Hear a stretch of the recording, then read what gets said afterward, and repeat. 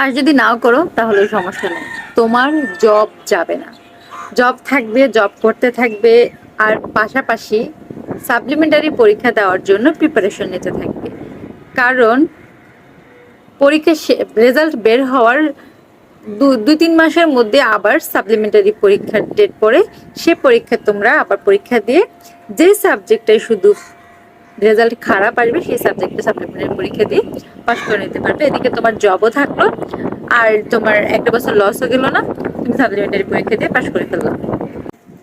এখন হচ্ছে 4 নম্বর প্রশ্ন, আর সবচেয়ে বেশি করা প্রশ্ন, যেটা আমাকে ভার্চুয়াল লাইফেও তোমরা করেছো, আমার চ্যানেলে করছো, আমার পেজে করছো, এবং আমাকে আমার আশেপাশে যারা জুনিয়ররা আছেন, জুনিয়র যারা মানে সবাই সবাই সবাই আমাকে প্রশ্নটা করে একেবারে ঝালাপালা করে দিচ্ছে।